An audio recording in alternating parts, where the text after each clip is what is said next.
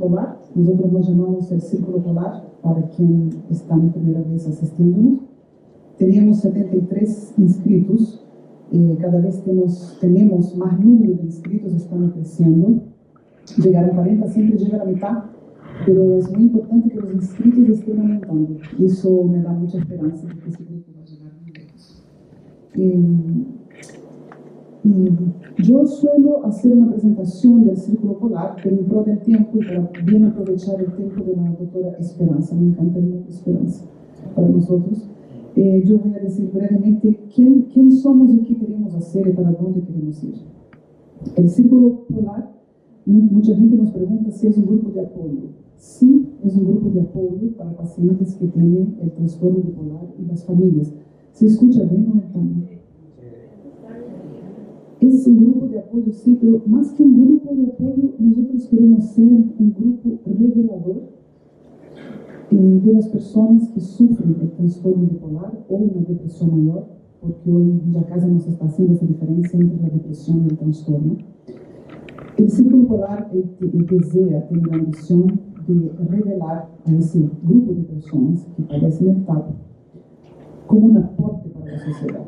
Porque las personas con trastorno bipolar, cuando están bien tratadas, ofrecen a la sociedad una hipersensibilidad maravillosa. Ofrecen las preguntas que nosotros que no sufrimos del TAP no nos atrevemos a hacer. Uno de ustedes, nuestro intelectual Stefano Latini, que está presente acá, me mandó una frase de Sócrates, ¿no? Donde Sócrates afirmaba que la locura es una intervención divina en el cerebro. Entonces, dependiendo de la sociedad o de la cultura donde estamos, vemos esas diferencias mentales desde otro ángulo. Muy bien, el Círculo Polar quiere ser revelador, quiere ser un revelador de la potencia que está atrás de una persona con TAP o con depresión bien tratada. Eso por un lado. Por otro lado, nosotros también queremos psicoeducar, informar no solo el paciente, sino que las familias y la sociedad. ¿Es cierto? Hay una definición de suerte que me gusta muchísimo. Bienvenido, Nancy. Hay una definición de suerte que me gusta muchísimo. Yo siempre la voy a repetir cada vez que abramos un nuevo capítulo del círculo, que la suerte no tiene nada que ver con el azar o con el destino. La suerte tiene que ver con nuestra capacidad de hacer buenas relaciones, relaciones de confianza, relaciones asertivas. La suerte tiene que ver con nuestra capacidad de comunicarnos con el otro. Y todos necesitamos de buena suerte. Más una persona que tenga al lado a alguien deprimido o con el trastorno. Entonces, nuestra segunda misión como círculo, además de revelar el maravilloso aporte que pueden hacer los pacientes con TAP bien tratados, claro, es informar la familia, informar la sociedad y derribar el estigma, que podamos hablar sobre la depresión, sobre el deseo suicida, sobre el TAP y sobre todos los trastornos mentales sin miedo, que estamos juntos para hablar sobre eso, que seamos una fuerza sociopolítica. Nosotros nos estamos constituyendo como fundación. Tenemos 6 directores fundadores, ya tenemos un abogado que está trabajando con nosotros, tenemos contadores que están trabajando con nosotros, publicistas que nos están apoyando en las redes. Nos estamos formando como una identidad y eso va creciendo. Por último, antes de dejarle con la doctora Esperanza, yo creo que estar hoy en este auditorio del Banco Santander no es menor. El Banco Santander es una institución importante en Santiago y en el mundo, y nos está apoyando francamente con todos los auditorios y con el estadio. No es menor estar acá. Yo creo que es un gran paso que hemos dado, ¿no? como organización Círculo Polar. Y bien, les presento entonces a la doctora Esperanza Habinger. Les voy a leer un poco su currículum, que es vasto, y además es muy bonito. La doctora Habinger es médico titulada de la Universidad Católica, realizó su programa de especialidad en psiquiatría del niño y del adolescente en la Universidad de Chile, diplomada en la Universidad Católica en las bases biológicas y evolutivas de la psiquiatría. La doctora Habinger ha sido directora de la Sociedad de Psiquiatría y Neurología de la Infancia y Adolescencia, directora académica del Centro Neuropsiquiátrico de Santiago. Ha sido profesora invitada en múltiples congresos de la especialidad y cuenta con una vasta experiencia clínica en el ámbito público y privado. Actualmente es vicepresidenta de la Sociedad Chilena de Trastornos Bipolares y acaba de editar un libro de divulgación científica dirigido a niños y adolescentes titulado, que se llama Tu cerebro es genial. Yo lo encontré bellísimo.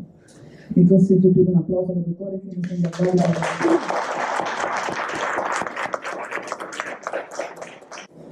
Muchas gracias y felicitarlos por la iniciativa, felicitarlos por la permanencia de forma regular en este proyecto.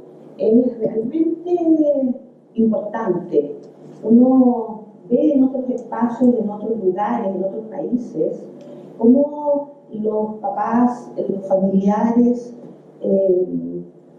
y los amigos de personas con enfermedades anímicas logran generar equipos que constituyen un espacio tan aportador, tanto para los mismos pacientes como para la sociedad y como para los mismos cuidadores. Realmente es un espacio muy significativo. Yo pienso que a lo mejor si ustedes no han visto lo que ha ido pasando con los grupos de familiares de pacientes bipolares en otros lugares, a lo mejor tienen ciertas dudas con respecto a cuánto sentido puede tener. Y de verdad, tiene muchísimo sentido. Se pueden generar muchos logros a partir de la constitución de estos equipos. Ojalá pudieran mantener este espíritu de encuentro, porque realmente va a ser un aporte, no solamente para sus familiares, sino que también un aporte para la sociedad, donde finalmente están integrados, ¿no es cierto?, los niños, adolescentes y adultos que tienen distintos tipos de dificultades en el ámbito de la salud mental.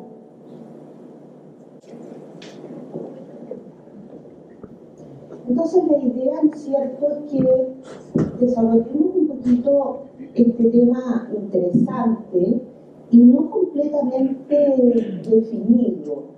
Yo diría que la enfermedad bipolar en niños y adolescentes ha sido un diagnóstico complejo que ha tenido cierto nivel de discusión y que de alguna forma los centros de investigación han ido generando criterios de diagnóstico que han sido algunos bastante polémicos. Por lo tanto, las incidencias a través del mundo del diagnóstico en los niños y adolescentes es relativamente variada, a propósito de eso, de que los criterios diagnósticos de hoy día, recién hoy día, están bastante más claros. Ahora, esta situación de cierta discusión en relación a qué criterios hay que utilizar para hacer el diagnóstico es una discusión bastante reciente. O sea, hasta hace 5 años atrás, la posibilidad que alguien hiciera el diagnóstico de trastorno bipolar en un niño iba a depender de manera importante del lugar a donde fuera a ser evaluado, ¿no? Porque los criterios han sido un poquito asociados a dónde está el centro donde está siendo evaluado ese niño. Esta es una diapositiva que solo pretende mostrar lo bonito que es y tiene ese objetivo, porque finalmente, a propósito, lo vamos a ver al final de la presentación. Hay algunas intervenciones que son protectoras de la salud mental, y una de las intervenciones protectoras tiene que ver con el mindfulness, en que de alguna forma uno pone atención plena en el presente. Y entonces todo lo que está interfiriendo, ya sea por eventos del pasado, preocupaciones actuales o eventuales temores hacia el futuro, pueden realmente desaparecer si uno va desarrollando lenta y consistentemente la difícil capacidad de tener atención plena en el momento, ¿ah? Porque básicamente el momento es lo único que tenemos, con certeza. Nadie sabe si tenemos mañana. Entonces tiene mucha relevancia, pienso yo. Bueno, y la investigación ha mostrado que en realidad es un factor protector en la salud mental. Voy a ver si puedo poner a andar esto desde aquí. Sí. Eso también tiene como objetivo imaginarse, ¿no es cierto?, cómo uno podría sentirse ahí y generar las emociones asociadas a una imagen de ese tipo, ¿no es cierto?, que yo siento que contribuye harto a sentirse contento, tranquilo, ¿no es cierto? Ahora, el objetivo básico cuando uno trabaja con niños y adolescentes es generar el mayor bienestar posible para tener niños emocionalmente saludables, que tengan la capacidad de disfrutar, de crecer sanos y de desarrollar integración social.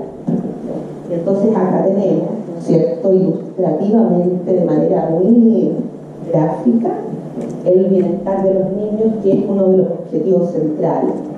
Y en la adolescencia, esta característica etapa, ¿no es cierto?, donde de alguna manera quisiéramos que los adolescentes pudieran desplegar todos sus recursos, habilidades y vivir una etapa del desarrollo que pudiera contribuir claramente a su desarrollo.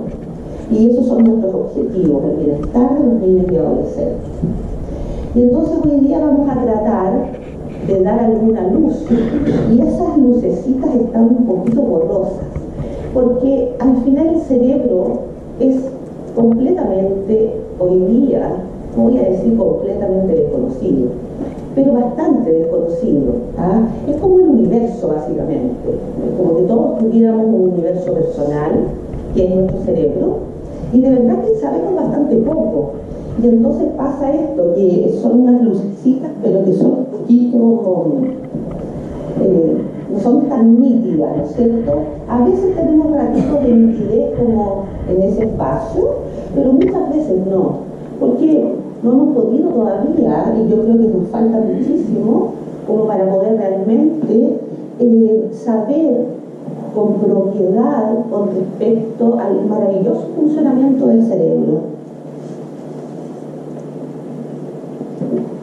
Probablemente lo han visto, existen distintas clasificaciones de los trastornos del ánimo, clasificaciones internacionales, y una de las más usadas es la clasificación del DSM-5, que es un manual estadístico de trastornos de la salud mental. El 5 se refiere a que van saliendo en el orden numérico, y este es el último, el 5, y es una manera de tener un lenguaje común para la investigación, porque si hay un investigador que dice que tiene pacientes con trastorno bipolar tipo 1, según el DSM-5, entonces esa investigación va a ser leída en otro lugar, y ese otro investigador va a saber a qué se refiere la investigación, porque tenemos el lenguaje común, que son los criterios diagnósticos establecidos en este manual. Y entonces esa es la clase que tiene otras cosas que no son en realidad. Tiene algunos críticos que no son menores en estos sistemas de clasificación, pero sí tienen el beneficio que podemos establecer un lenguaje común a partir de la existencia de estas clasificaciones internacionales. Y entonces los trastornos anímicos, en forma global, están clasificados en trastornos bipolares y trastornos depresivos. Esta clasificación es válida tanto para niños, adolescentes como para adultos. Y entonces, si miramos, ¿no es cierto?, esto que ustedes ya saben, los trastornos bipolares tenemos distintos tipos, ¿no es cierto? Trastorno bipolar 1, 2, otros tipos, el trastorno ciclotímico, que es como una manifestación más pequeña de los trastornos bipolares, y en los trastornos depresivos tenemos el trastorno depresivo mayor, el persistente. El depresivo mayor puede ser un episodio único o puede ser recurrente, y aquí están algunas prevalencias estimadas que son variables dependiendo de los criterios que se utilicen. Entonces, pasa esto que les comentaba en relación a que ha habido cierta polémica en relación a cuáles son los criterios diagnósticos para decir este chico tiene un trastorno bipolar. Y entonces, sobre todo en Estados Unidos, algunos centros de investigación, en alguna oportunidad, digamos, no lejana, que esto ha ido pasando hasta hace bastante pocos años, establecían la presencia de irritabilidad importante como uno de los ejes para el diagnóstico en niños. Y la verdad es que las investigaciones posteriores han ido mostrando que no es adecuado utilizar la irritabilidad como un síntoma clave y central en los niños, porque al final la irritabilidad es como la fiebre. Un niño puede ser muy irritable, pero por condiciones clínicas muy variadas, y por lo tanto se han ido modificando los criterios para hacer los diagnósticos en los niños. Y después vamos a ver, a propósito de la irritabilidad, se han establecido otras condiciones clínicas donde se toma los niños con irritabilidad y hoy día ya no están siendo integrados al grupo de los diagnósticos de trastorno bipolar, sino que en otras categorías diagnósticas, y eso probablemente va a hacer que esto que ustedes ven acá empiece a tener una curva un poquito más plana, porque si ustedes lo miran, imagínense el aumento de la prevalencia del diagnóstico entre fines de los 90 y el 2005, y yo les diría que si uno lo extiende hasta el 2010, hasta acá estaríamos probablemente. O sea, ¿cómo explicar que la prevalencia en los niños sea presente un aumento de esa magnitud? Y yo les diría que la verdad es que hoy día está más bien pensándose ese aspecto en relación a este desacuerdo de los criterios diagnósticos. Algunos lugares donde se hace investigación en el ámbito de la salud mental infanto-juvenil y algunas prevalencias en distintos centros. Estas prevalencias ha sido más frecuentemente estudiada en América del Norte y algo en algunos países europeos, y probablemente si estudiáramos la prevalencia o tratáramos de investigar qué prevalencia reportan el resto de los países del mundo, la verdad es que existen muy pocos trabajos de investigación que mencionen prevalencias en relación al trastorno bipolar específicamente. No así en relación al trastorno depresivo, donde hay mayores cifras, mayores datos. Ahora, la verdad es que con el paso del tiempo uno va teniendo la impresión de que estas cifras calzan más con los adolescentes, pero bastante menos con los niños, porque tener una enfermedad bipolar diagnosticada con certeza en la infancia es poco frecuente. En los adolescentes claramente es bastante más frecuente. Ahora, un poco lo que les mencionaba, las prevalencias van a depender también del lugar donde se toma la muestra. Por ejemplo, si estas muestras son en Estados Unidos, que son estos rombos oscuros, tienden a ser ellos a dar cifras más altas que las investigaciones de otros lugares. Y aquí está la importancia de los criterios diagnósticos. Cuando en Estados Unidos se utilizó muy con manga ancha un diagnóstico que es el trastorno bipolar no especificado, el no especificado significa que todos los niños que de alguna manera tenían algo anímico era visto como perteneciente a esta categoría diagnóstica, y por lo tanto las prevalencias en esa situación aumentaban de aquí hasta acá. Entonces, ¿qué criterios usamos para establecer el diagnóstico? Es fundamental, porque vemos que cuando usamos una manga ancha donde tenemos un trastorno bipolar no especificado, significa que cualquier niño que tenga síntomas anímicos y uno siente que no tiene los síntomas completos del cortejo sintomático, al final cabía en esta categoría y por lo tanto las prevalencias en la infancia aumentaron de una manera muy marcada. Ahora, aquí esta gráfica muestra la incidencia por edad de manía con y sin depresión en una muestra de adolescentes. Hay que acordarse que para hacer el diagnóstico de trastorno bipolar no necesitamos una depresión, sí necesitamos una manía o una hipomanía. O sea, si alguien hace un episodio maníaco y no ha tenido episodios depresivos, es una enfermedad bipolar, porque estamos claros que va a ser un episodio depresivo, porque las manías se presentan solamente en la enfermedad bipolar. Y entonces acá aparece graficado en los adolescentes aquellos que han ido a través del tiempo, aquí aparece hasta los 17 probablemente, aquellos adolescentes que han tenido el diagnóstico solamente por tener episodios de manía, y aquí ustedes se fijan, la prevalencia es mayor si vemos cuáles adolescentes han tenido, además de episodios maníacos, episodios depresivos. Por lo tanto, eso de alguna forma nos indica que es más probable en la adolescencia encontrar adolescentes que tengan episodios maníacos y episodios depresivos.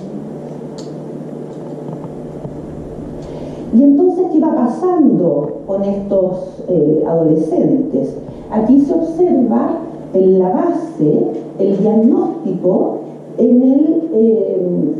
Los colores se relacionan con los tipos de evoluciones, ¿no es cierto? El rojo, el trastorno bipolar tipo 2, el ocre, el 1, el plomo, condición de recuperación, y el azul oscuro no especificado, digamos. Y en ese sentido, si partimos de una población adolescente en que tienen un diagnóstico de trastorno bipolar no especificado, vemos que a las 95 semanas, que será más o menos un par de años, el 10% está en el diagnóstico de trastorno bipolar tipo 2, el 20% está en bipolar tipo 1, el 36% no tiene un diagnóstico y el 35% está en no especificado, o sea, en esta bolsa de síntomas de ánimo, pero que todavía no podemos poner un nombre más específico. Si seguimos a estos adolescentes a los 4 años, vamos a ver que un quinto está con el diagnóstico de trastorno bipolar tipo 2 y un quinto con el diagnóstico bipolar tipo 1, y hay un gran porcentaje, 2/3, que está de alguna manera con síntomas de ánimo, pero no claramente cumpliendo los criterios diagnósticos para poder decir tiene un trastorno bipolar tipo 1, tipo 2, en fin. Y eso es interesante porque muestra cuando alguien pequeño, ¿sí? ¿Nos pueden explicar a qué se refieren los trastornos maníacos? Los episodios maníacos. Sí. Lo que pasa es que la enfermedad bipolar, para hacer el diagnóstico de la enfermedad bipolar, hay que tener un episodio maníaco o hipomaníaco. Y el episodio maníaco es lo contrario que una depresión. Sigue siendo un episodio de enfermedad del ánimo, en el sentido de que en el episodio depresivo la enfermedad consiste en que existe un nivel de energía bajo, un ánimo disminuido o irritable y algunas características asociadas como la falta de energía, la falta de interés, la disminución de la capacidad de disfrutar lo que antes previamente se disfrutaba.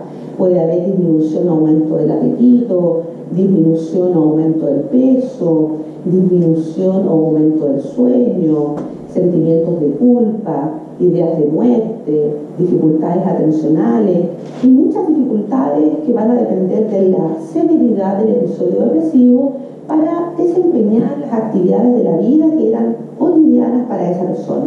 El episodio maníaco es exactamente lo opuesto en espejo al episodio depresivo, en el sentido de que la la persona se siente con el ánimo marcadamente elevado. Tener el ánimo marcadamente elevado no es estar contento, no es estar en una buena etapa de la vida. El estar maníaco o hipomaníaco es estar en una condición de enfermedad, porque el ánimo no es un ánimo normal para esa persona. Es un ánimo que tiene una condición de extrañeza, tanto para las personas que rodean a ese niño, adolescente o adulto, como para sí mismo. Es sentirse extraordinariamente energético. Tan extraordinariamente energético que puede producirse en los casos más graves síntomas psicóticos, y entonces la persona podría lanzarse por la ventana porque piensa que va a volar. Así de energético. En la gran mayoría no hay síntomas psicóticos, pero pueden haber conductas muy serias desde el punto de vista de la promiscuidad sexual, del gasto de recursos económicos que no se condicen con la posibilidad de esa persona, con realizar una serie de conductas que son riesgosas en términos de, por ejemplo, contagios de enfermedades de transmisión sexual, disminución de la necesidad de dormir. Son personas que pueden dormir muy poco y se sienten muy activas, muy energéticas. Es como tener una batería de litio en la espalda, que no es normal para esa persona en absoluto. Y eso puede durar un periodo de tiempo de 1 o 2 semanas, puede ser un poco más largo, y dependiendo de la intensidad podemos hablar de episodio maníaco cuando esa intensidad es alta y muy evidente, y a veces se requiere hospitalización, y hablamos de un episodio hipomaníaco cuando esos síntomas están presentes en una magnitud bastante menor, y entonces la hospitalización no es común, pero claramente es parte de la enfermedad bipolar. Entonces, la enfermedad bipolar puede tener episodios depresivos, episodios maníacos o hipomaníacos y episodios mixtos. Los episodios mixtos son aquellos en que existe una mezcla de los síntomas del episodio depresivo y síntomas del episodio maníaco o hipomaníaco. Entonces la persona puede, por ejemplo, sentirse muy triste, pero uno ve que habla de una manera que nadie lo para. Y entonces no calza a alguien que se describe con esta sensación de poca energía, pero más bien se ve una aceleración del curso del pensamiento. Esos son episodios mixtos. Ahora, esta tabla que puede parecer un poco atractiva, la verdad es que vamos a sacar lo central. La gracia que tiene es que una investigación es hecha en Chile con respecto a la prevalencia de los trastornos de salud mental en niños y adolescentes. Como no es tan nueva, yo diría que las últimas investigaciones que se están llevando a cabo han mostrado que incluso la prevalencia de cualquier trastorno en la infancia y la adolescencia, porque esto en el fondo es la cifra de psicopatología infanto-juvenil, aquí alcanza una magnitud del 16.5%, pero las últimas investigaciones en realidad han mostrado que incluso es más alta, alcanzando casi el 20%. Y si miramos en esta investigación, los trastornos afectivos, no estando diferenciados en trastornos depresivos o en trastornos bipolares, ahí en la infancia y adolescencia se encontró una prevalencia del 6.9%. Y vamos a mirar esto que les comentaba yo. En algún minuto, hasta hace pocos años, existía cierta disposición de algunos grupos de investigación a incorporar a los niños particularmente irritables en la categoría de niños bipolares. Y yo pienso que eso incidió harto en este aumento explosivo del diagnóstico de trastorno bipolar en niños. Y la verdad es que hoy día eso ha cambiado, y los niños que tienen episodios de irritabilidad, y estamos hablando, no es enojarse, estos son episodios de descontrol muy marcados, están de alguna forma conceptualizados en otra categoría diagnóstica que se refiere a la desregulación emocional. Y entonces, si vemos los criterios de la desregulación emocional de una manera sintética, básicamente los niños y adolescentes que desregulación emocional lo que presentan son accesos de cólera graves y recurrentes, que pueden ser con dificultades conductuales en el sentido de enojarse y agredir a los demás, o enojarse e insultar a los demás. Y estos accesos de cólera en realidad no se condicen con el estímulo, porque son estímulos relativamente menores que producen una respuesta tan marcada en el chico que tiene estos episodios de explosividad.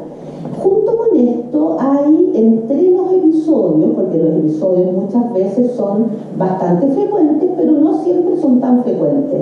Entre un episodio y otro, lo que persiste en general es la irritabilidad. Entonces son niños que son habitualmente irritables, pero que frente a estímulos relativamente triviales tienen respuestas tremendamente marcadas. Y eso evidentemente les produce una dificultad muy importante, porque eso implica dificultades escolares muy serias, expulsiones escolares, cambios, dificultades con los pares, en la familia, en fin. Entonces, de alguna forma, esta categoría diagnóstica ha sido incorporada solamente en el DSM-5. Antes no estaba, es como que no existía. Yo pienso que esos niños habitualmente eran clasificados como niños bipolares. Ahora, la relevancia que tiene este cambio no es un cambio solamente semántico, es un cambio que tiene mucha significancia, porque se ha ido observando que cuando uno sigue a los niños que tienen esa característica, donde son niños que tienen estos episodios de explosividad marcada y que son niños de base bastante irritable, cuando uno los sigue y ve qué pasa con ellos en la adolescencia y en la vida adulta, se ha visto que ellos tienen bastante más probabilidad de tener episodios depresivos y trastornos por ansiedad, y no trastorno bipolar.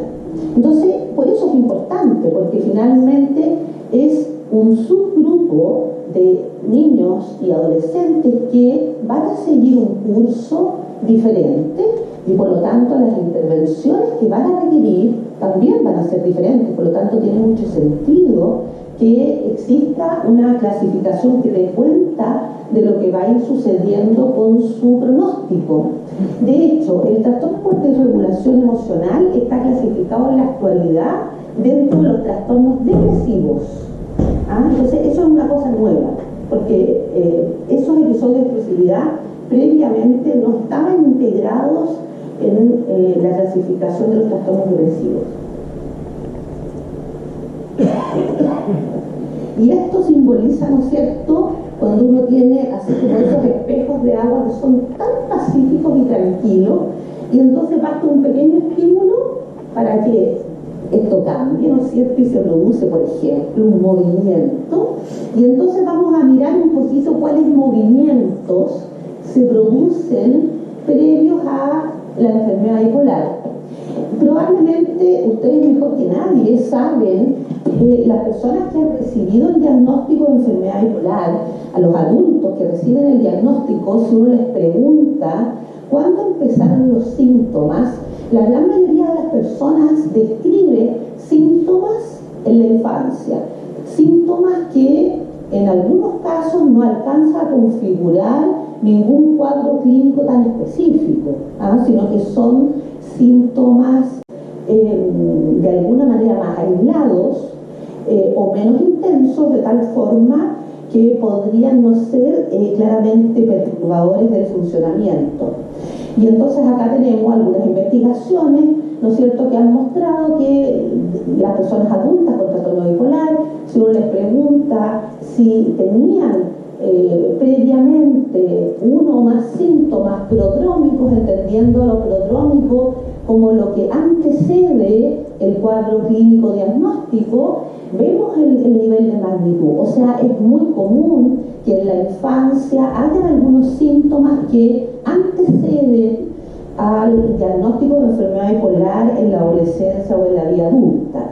Y entonces, si somos un poquito más exhaustivos, podemos entender este prodromo como un estado estable primeras anormalidades y el primer episodio definido de un trastorno, y ese prodromo existe en otras condiciones clínicas. Y este periodo que antecede el diagnóstico puede estar constituido ya sea por síntomas afectivos, síntomas cognitivos o síntomas conductuales de la enfermedad que van a mostrarse antes del primer episodio afectivo completo. Entonces, si nos ponemos a pensar e imaginar un adolescente o un adulto joven que hace un episodio maníaco, probablemente si nosotros investigáramos la presencia de síntomas en la infancia de ese adolescente, es altamente probable que hubieran síntomas, ya sea conductuales, emocionales o cognitivos, que antecedieron al desarrollo de este primer episodio del ánimo. Ahora, será importante definir la edad de inicio del trastorno bipolar. Se ha visto que la edad de inicio tiene relevancia porque de alguna forma podemos registrar ciertas variaciones en cuanto a las respuestas a tratamiento y a la evolución clínica. Por lo tanto, es claramente muy relevante si un diagnóstico ha sido realizado en la infancia, si alguien tiene este diagnóstico más bien en la vida adulta joven o en la etapa posterior. Eso hace un cambio y de alguna forma se ve que aquellos niños adolescentes, aquí estamos hablando de un pic, si ustedes lo miran, más o menos 18-19 años, este es el subgrupo de inicio temprano de la enfermedad, y estos adolescentes son los que tienen generalmente mayor carga genética, tienen más antecedentes familiares de enfermedad bipolar, entonces tienen una mamá y a lo mejor un papá con enfermedad bipolar. Hay que recordar que tener una mamá o un papá de enfermedad bipolar, con enfermedad bipolar, no significa que sea altamente probable que los hijos tengan enfermedad bipolar. O sea, de hecho, es más probable que no tengan enfermedad bipolar a que la tengan, porque más o menos algunas investigaciones muestran que el riesgo con una mamá o papá bipolar para los hijos es alrededor de un 15 o 20%, y eso significa que alrededor del 80% de los casos no va a haber un diagnóstico en los hijos. Entonces es súper relevante pensar, claro, aumenta el riesgo, pero al final el aumento del riesgo igual sigue siendo, en comparación a la probabilidad de no enfermarse, es mucho más bajo. Entonces el grupo que hace la enfermedad en la infancia mayor o en la adolescencia es un grupo que tiene mayor carga genética, probablemente tiene a lo mejor una abuela y una mamá bipolares, tienen más frecuentemente asociación con otros cuadros clínicos, y aquí muchas veces uno ve que son chicos con déficit atencional, y que ese déficit atencional, a medida que van pasando los años, va empezando a mostrar otro tipo de síntomas, y ahí entonces estamos pensando, a lo mejor no es solamente un déficit atencional, sino que puede ser que este chico esté iniciando una enfermedad anímica, sobre todo si tiene antecedentes familiares. Puede tener una peor evolución justamente por la precocidad de inicio de la enfermedad, y en un porcentaje de chicos se observa una menor respuesta al litio en aquellos chicos que han empezado la enfermedad de manera temprana. En aquel grupo que son el grupo de inicio intermedio, claramente tienen una edad mayor para enfermarse y tienen una carga genética que es intermedia, tienen menos asociación con otras enfermedades psiquiátricas, a eso se refiere la comorbilidad, cuando uno tiene una enfermedad bipolar y además tiene otro diagnóstico, tienen una mejor evolución que el grupo de inicio temprano, y tienen bastante mejor respuesta al litio también que este grupo de inicio temprano. En aquellos que inician la enfermedad en una etapa bastante posterior, es menos común, y en realidad son aquellos que tienen menos carga genética y que tienen un mayor porcentaje de asociación con algunas condiciones neurológicas. Ahora, importante aquí mirar este gráfico a propósito de el funcionamiento. Acá está el nivel, si miráramos en intensidad, nivel más bajo de funcionamiento, nivel mejor o más alto de funcionamiento, y entonces antes de la enfermedad tienen un muy buen nivel de funcionamiento. Cuando ya existe el pródromo, que se refiere a esto que les contaba, un periodo de tiempo antes de enfermar, fíjense que aquí hay cierta baja de funcionamiento, o sea, en un porcentaje de casos, estos síntomas que anteceden el primer episodio de la enfermedad pueden ser de una intensidad importante, de tal forma que implica una disminución en el funcionamiento adaptativo.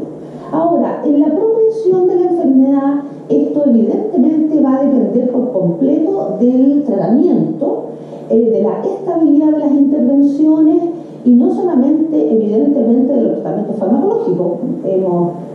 En algún minuto me imagino que van a mirar con respecto, y me imagino que también han recibido mucha información con respecto a que las intervenciones de tratamiento son un conjunto de acciones que de alguna forma hacen que la progresión de la enfermedad tenga cursos variables dependiendo de la intensidad, la frecuencia de los episodios.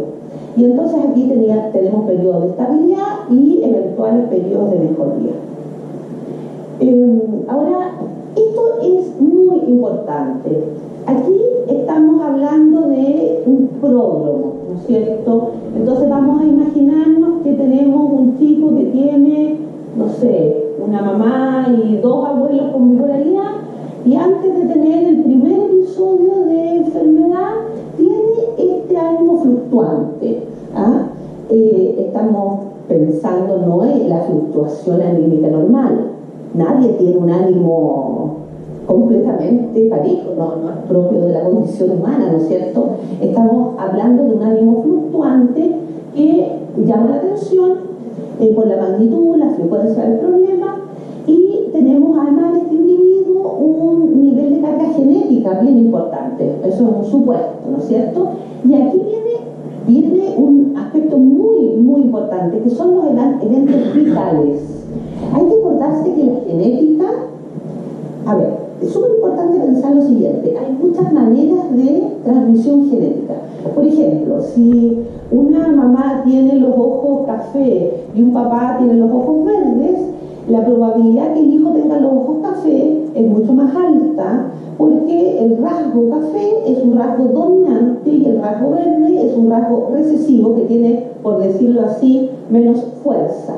Y entonces los hijos tienen mucha mayor probabilidad de tener los ojos café, a menos que en la familia de la madre hubieran otros individuos con ojos verdes, de tal forma que ahí aumenta la probabilidad de tener los ojos verdes.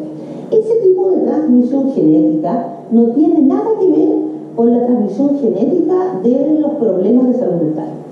Eso que es así fijo, porque en realidad, si uno lo piensa, ese individuo que nació con los ojos café porque el papá tenía los ojos café, el color de los ojos no le va a cambiar por ninguna situación, evidentemente. Pero aquí sí cambia. Aquí la información genética puede cambiar, los genes pueden cambiar. Y eso es un tema súper interesante, porque uno tiene como un poco asociado esto de que, bueno, que si están los genes ya estamos como fritos, es como que están ahí y no tenemos nada que hacer. Y la verdad es que se ha visto que no es así. Los genes pueden cambiar porque hay una interacción con el ambiente. Y en ese sentido, eso que aparece en la lámina es tremendamente relevante, porque los riesgos, y eso es válido para muchas condiciones de salud mental, los riesgos tienen una alta relación con la presencia de eventos vitales estresantes. Los eventos vitales estresantes, mientras más tempranos sean y mientras más prolongados y recurrentes sean, más grave el efecto que van a producir. Los eventos vitales de la primera infancia, de los primeros años de la vida, dejan una huella en el cerebro importante, porque el cerebro en los primeros años de la vida tiene una condición de plasticidad tan alta que evidentemente el impacto que tiene vivir un evento traumático grave en los primeros 5 años de la vida es realmente muy relevante para muchas condiciones clínicas, no es solamente para la enfermedad bipolar. Tener una condición de estrés grave en la primera infancia aumentan los riesgos, yo diría, de prácticamente todo lo que nos puede hacer mal. Aumentan los riesgos de depresiones, de trastornos de angustia, aumentan los riesgos de trastorno bipolar, aumenta hasta los riesgos de salud física. Así de relevante es. Ahora, yo encuentro la información absolutamente importante para nosotros en Círculo. Los genes pueden cambiar, o sea, el entorno. sí. Ustedes se dan cuenta de la importancia que estamos hablando. El entorno puede cambiar la genética, o sea, nosotros los familiares somos absolutamente partícipes o de que empeore la enfermedad o de que se mejore la enfermedad. Ustedes se dan cuenta de lo que está hablando la doctora. Yo encuentro que se diga de una forma científica eso, porque yo pensé, bueno, yo soy poeta y digo eso, pero ella está diciendo desde la ciencia. O sea, nosotros los familiares somos responsables por nuestros amores contados y tenemos que tener esa conciencia muy presente, y ojalá toda la sociedad. Y esa es la misión del Círculo. Disculpe la intervención, pero yo no me controlé. Yo encuentro que es espectacular esa información. Es extraordinario, es realmente extraordinario el que el conocimiento haya podido hoy día mostrar en la capacidad de que los genes en la interacción con el ambiente pueden producir cambios, ¿sí? En realidad, apelando a la pregunta que hizo la señora adelante, ¿cómo qué eventos? Claro, son eventos que,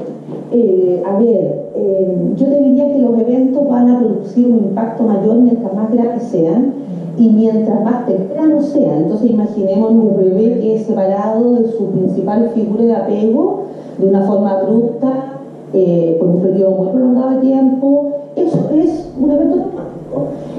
Bueno, tenemos muchos eventos traumáticos, ¿no es cierto?, que aluden a la guerra, que aluden a eventos de una naturaleza tan grave que nosotros a lo mejor no estamos en eso hoy día en lo inmediato, pero si uno lo mira desde el punto de vista más global, hay eventos tremendamente graves que afectan la condición de miles de niños y que son obviamente súper relevantes para el funcionamiento, ¿no es cierto? Niños que se quedan sin familia, niños que sufren agresiones muy graves desde situaciones de guerra, en fin, ¿sí? ¿El caso de adultos con estrés postraumático también puede...? Vamos a ir al tiro a eso. Ahora, en la condición más de la vida cotidiana, de nuestra realidad, yo te diría que las experiencias que afectan a niños en términos de, por ejemplo, estas situaciones de vulneración de derechos, donde hay papás que tienen enfermedades muy graves en términos de conductas de adicción, abandono de los niños, maltrato físico serio, abuso sexual grave. Esas son situaciones bastante comunes en realidad, y evidentemente revisten un carácter de gravedad muy importante, ¿sí? No sé si tiene que ver con lo que tú comentas, pero en el 45 María Montessori decidió, ¿no es cierto?, no solamente a los niños que estaban posguerra, sino también a niños que estaban con problemas de trastorno de emoción. Y de alguna manera, repasando lo que tú dices, no sé si se llama eso epigenética, pero la idea de que el entorno pueda construir, me imagino, desde el ámbito, en este caso Montessori, su metodología educativa, permite a lo mejor que el ambiente o que la construcción no competitiva, la relación colectiva y la manera a lo mejor de asociarnos, es mucho más eficiente que simplemente como la exigencia o la interpretación que muchas veces sucede frente a este tipo de diagnóstico. O sea, me refiero a que no sé si la salud mental o no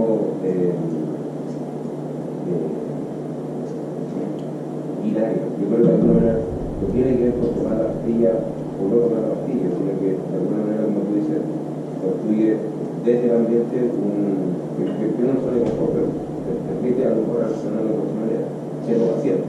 Claro, y eso es un aspecto muy central, y uno ve muchas veces los niños expuestos a situaciones escolares que son altamente exigentes, altamente competitivas y que finalmente se constituyen en un factor de estrés. Si uno tiene un niño que tiene dificultades de aprendizaje en un colegio bilingüe, flaco favor le hace, ¿no es cierto? Entonces ahí nos ponemos a pensar, ¿por qué pasa eso, no es cierto? Porque finalmente uno tendría que privilegiar claramente el bienestar emocional, el sentirse tranquilo, el sentirse en un ambiente grato, donde uno puede percibir que lo que el otro pide es algo razonable para uno, ¿ya? Entonces eso se puede constituir en un factor de estrés importante. Mi pregunta, ¿un hecho traumático sería un niño prematuro que tuvo que permanecer mucho tiempo sin su madre, obviamente por estar en la incubadora, por necesitar otro tipo de cuidados? Yo diría que es variable, porque no se ha asociado tan claramente la relación lineal entre prematurez y condición de riesgo para la salud mental. Eso no está tan así de definido porque la condición de prematurez tiene mucha variación de niño a niño en términos de presencia de complicaciones, incluso algunas en el sistema nervioso central, y que ya en esa situación claramente se constituye un factor de riesgo, pero hay otras condiciones en que no. Y a veces está la presencia del vínculo madre-hijo, a pesar de la presencia de la incubadora, está ahí muchas veces muy presente. Sí, no te dejan tocarlo y claro, todos los días. Entonces yo diría que bueno, ese concepto es muy relevante, es muy importante pensar que en salud mental no hay una cosa que explique todo, nunca pasa eso. En salud mental uno entiende el conjunto de aspectos como relacionados con lo que hoy día está pasando. Entonces, en general, no es como cuando de repente las mamás dicen, no, lo que pasa es que todo esto que el niño tiene es porque hicieron bullying. A ver, si uno toma 100 niños con bullying y ve lo que pasa con ellos, hay un porcentaje de niños que han recibido bullying que no tienen ninguna consecuencia del bullying, que no tienen ningún síntoma. Otro porcentaje de niños con bullying que hacen síntomas del tipo depresivo. Otro porcentaje de niños que hacen síntomas del tipo ansioso. Otro porcentaje de niños que hacen más bien una cosa más conductual. Lo que quiero decir es que un factor puede inducir o favorecer la precipitación de un cuadro de sintomatología clínica que es muy variado dependiendo de las características de funcionamiento de la persona. Lo mismo que los papás, cuando los papás se separan, ¿no es cierto? Hay niños que no van a hacer ningún tipo de cuadro clínico asociado a la separación. Hay otros que se van a deprimir, hay otros que se van a empezar a portar mal, hay otros que se van a poner ansiosos, se van a angustiar. O sea, tenemos todo el espectro posible. ¿Y de qué va a depender? Uno de los factores por el cual depende harto es las características de funcionamiento de ese niño. Hay variaciones personales en el funcionamiento. Hay niños, por ejemplo, que son desde chiquitito súper extrovertidos, que se acercan mucho a las personas, que tienden a ser confiados, a contar harto de sus cosas. Esas características de funcionamiento son completamente distintas en los resultados a aquellos niños que son lo opuesto, niños superinhibidos, introvertidos, que tienden a guardar todo lo que les va pasando adentro. Eso ya hace una diferencia muy importante. Y entonces hay una serie de factores que intervienen en la posibilidad de enfermarse o no. Si esa separación, por ejemplo, se asocia a que además los papás tienen un conflicto persistente, aunque ya estén separados, yo diría que ese al final es el factor de riesgo más grave con respecto a la separación, como el nivel de conflicto persiste toda la vida a pesar de la separación. La armonía, ya sea papá junto o papá separado, es como una pastilla realmente positiva en términos del impacto que produce en el bienestar, la armonía. Lo mismo que los papás separados, imaginémonos que hay un problema económico, entonces ese niño cambió de colegio, cambió de barrio, todo eso pasó de un mes para el otro. Eso es muy traumático. Entonces es súper importante pensar que es un conjunto de aspectos lo que inciden en aumentar o no la probabilidad de enfermarse. ¿Sí? No, yo quería consultar si estos cambios que se producen se transmiten en generaciones tras generaciones, por ejemplo, de una tercera generación a una primera generación. ¿Cuáles cambios? estos cambios en las personas, digamos, que vayan teniendo como una herencia de generaciones anteriores, digamos, por situaciones que han vivido estas personas, ya sean papás, abuelos, qué sé yo. Claro, es que eso es lo que pasa, es como si tú, por ejemplo, cuando tú tienes niños que no sé, los abuelos vivían en Alemania de la Segunda Guerra Mundial y estuvieron en los campos de concentración. De verdad que hay algo de eso en los niños también, a pesar de que sean los nietos. En los hijos hay mucho más, pero de verdad que hay algo de eso. Se va disminuyendo en el tiempo. Sí, de todas maneras, porque finalmente el ambiente modifica la genética para bien o para mal, y las experiencias finalmente también cambian a las personas. Por lo tanto, una persona que ha vivido una experiencia así de grave y traumática, es altamente probable que la vinculación que tiene con sus hijos esté la marca de la guerra ahí. No podríamos estarlo, sería muy raro, digamos, porque es demasiado grave. Entonces, el concepto central aquí es que los eventos vitales tienen relación con la probabilidad de enfermarse. Por lo tanto, no es que ya, yo tuve esta mamá que tenía una bipolaridad, entonces yo voy a tener la bipolaridad y ese sería el análisis. Ese no es el análisis. Primero, si tengo un antecedente familiar, de partida, ni siquiera tengo demasiado riesgo. Segundo, si tengo un antecedente familiar, pero además tuve un evento importante en la infancia y además en la infancia posterior tuve varios otros eventos traumáticos, aumento mi probabilidad enormemente. Y no solamente aumento la probabilidad de enfermarme de esto, aumento la probabilidad de enfermarme de otras condiciones clínicas. Entonces, resguardar la salud mental de la infancia y adolescencia es muy importante. Realmente es muy importante. Las investigaciones, ¿no es cierto?, han de alguna manera intentado averiguar qué síntomas se producen antes de tener el diagnóstico del trastorno bipolar. Entonces, se ha ido preguntando y se ha visto, dependiendo del porcentaje, ¿no es cierto?, la presencia de algunos síntomas que algunos son más frecuentes que otros. Por ejemplo, el ánimo depresivo aparece en las distintas series en un nivel de frecuencia altamente variable. Piensen ahí, hay una investigación que mostró un enorme número de personas que tenían un ánimo depresivo antes de enfermarse, y hay otros que tienen un número notablemente menor. La ansiedad fue poco buscada, y después vamos a hablar un poquito de la ansiedad. La presencia de irritabilidad, lo mismo, un reporte tremendamente variable de frecuencia, aquí aparece muy poquita, aquí aparece muy alta, pero un poco para tener la idea de lo que puede haber antes de enfermarse. Entonces, imaginémonos que está esta persona que va a desarrollar una enfermedad bipolar o que ya la desarrolló, y uno le pregunta, ¿y qué pasaba contigo en la infancia y adolescencia? Entonces, con una probabilidad no baja, va a mencionar la presencia de estos síntomas. Y este trabajo es muy interesante porque muestra qué va pasando cuando pasa el tiempo en relación al seguimiento de los hijos de pacientes bipolares.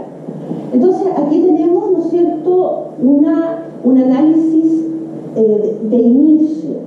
Toman a hijos de bipolares que tienen entre 12 y 21 años y miran qué diagnóstico eventualmente tienen. Y ven que más de la mitad no tienen ningún diagnóstico. Hay de un total de 140, por lo tanto estamos hablando más o menos de un 8%, hay ansiedad, hay un trastorno unipolar, vale decir, hay depresión en un 20%, trastorno del espectro bipolar, miren el número, realmente muy, muy bajo. Yo diría que eso es como un 3%, es súper bajo. Entonces, ellos siguen a los chicos que son hijos de bipolares, ¿no es cierto?, por periodos de tiempo que no son menores, llegan hasta los 12 años.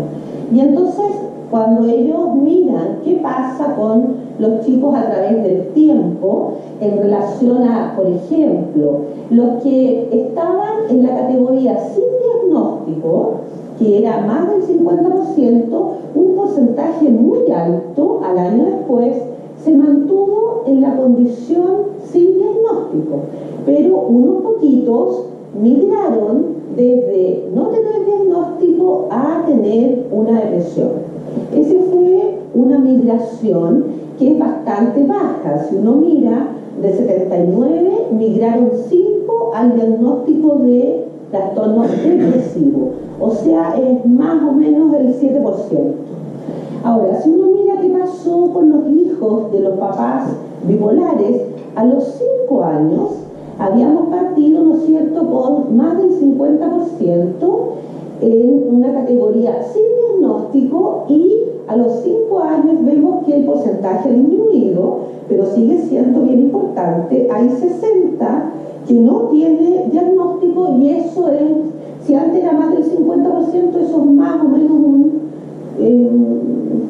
debe ser más o menos un 45% por ahí. Doctora, ¿Sí? tengo una duda, pero de la lámina anterior. ¿Sí? ¿Cómo se define pensamientos rápidos y qué es como algo mágico? ¿A qué se refiere con esto? Lo que pasa es que si tú ves los síntomas que caracterizan a la manía y a la hipomanía, uno de los síntomas es el pensamiento rápido. Esto que la persona tiene como un bombardeo en su pensamiento, un bombardeo de ideas que muchas veces se traduce en una manera de hablar que tiene relación con esa velocidad del pensamiento. Entonces, como los investigadores están mirando qué síntomas tienen esos pacientes que hicieron la bipolaridad en la vida adulta, le preguntan qué pasaba cuando era chico. Le pasaba, por ejemplo, que tenía periodos en que se sentía de ánimo disminuido, o periodos en que tenía este pensamiento muy rápido, porque de alguna manera eso apunta a que algo de síntomas maníacos había en la infancia. Es buscando eso. ¿Eso puede, por ejemplo, diagnosticar una etapa maníaca cuando ya está pensando? Lo que pasa es que evidentemente eso va a depender un poquito del conjunto de cosas, porque si alguien tiene, no sé, alguien es súper bueno para hablar y habla súper rápido, los hiperactivos, uno de los criterios diagnósticos de hiperactividad es hablar mucho. ¿Me entiendes? Entonces, una cosa aislada puede tener muy poca trascendencia si tú no ves el conjunto. ¿Me entiendes? Entonces, habría que contextualizar. La angustia también puede producir en los niños esto de hablar muy rápido por la angustia. Entonces, habría que entrar a mirar, digamos, más detalle, ¿a qué se refiere? Y entonces estábamos mirando qué pasaba con estos hijos de papás bipolares cuando pasaba el tiempo, y veíamos que a los 5 años había más o menos un 45% que no tenía ningún tipo de condición clínica, o sea, no tenía ansiedad, no tenía depresión, no tenía otros trastornos y tampoco tenía trastornos del espectro bipolar. Si miramos, hay un porcentaje no menor que se fue otra vez a depresión. Y eso es importante porque se ha visto que los hijos de papás bipolares no solamente tienen más riesgo de tener hijos con enfermedad bipolar, aunque vimos que es mayor el riesgo, pero es más probable no tener la enfermedad que tenerla. También tienen más riesgo los hijos de tener otras condiciones clínicas, por ejemplo, depresión. Y uno ve que además aumentó la migración a depresión, aumentó un poquito porque 3 de estos niños se fueron a ansiedad y 3 de los niños se fueron a otros trastornos. Podríamos pensar a lo mejor trastornos por uso de sustancia, en fin, es una hipótesis porque está la presencia de otros trastornos. Y si miramos, ¿no es cierto?, después de 12 años de evolución, de los 140 que partieron, 17 están en la categoría diagnóstica del trastorno del espectro bipolar, y eso es más o menos el 15%. Hay 51 que hacen una depresión, de los 140, ¿no es cierto?, eso es más o menos 33%, más o menos, y hay 46 individuos de los 140, o sea, más o menos un tercio, que persiste sin ningún tipo de diagnóstico de salud mental. Entonces, ese cuadro, y yo lo encontré, ese esquema bien interesante porque grafica esto de que no es porque uno tenga un papá bipolar, está como con la flecha de la bipolaridad, no es así. Hay todo un espectro y en ese espectro están los que no se enferman y ese cuadro obviamente no incluye esto que estamos hablando, la presencia de eventos traumáticos. Bueno, aquí hay otro cuadro que representa este concepto que les mencionaba, a propósito de que cuando se tiene una enfermedad bipolar, los hijos tienen un aumento de probabilidad de tener otros trastornos. Por ejemplo, algunas investigaciones han mostrado que los hijos de bipolares tienden a tener más trastornos por déficit atencional que los hijos de no bipolares, más probabilidad de tener otros trastornos del ánimo, como por ejemplo una depresión, y trastornos por ansiedad.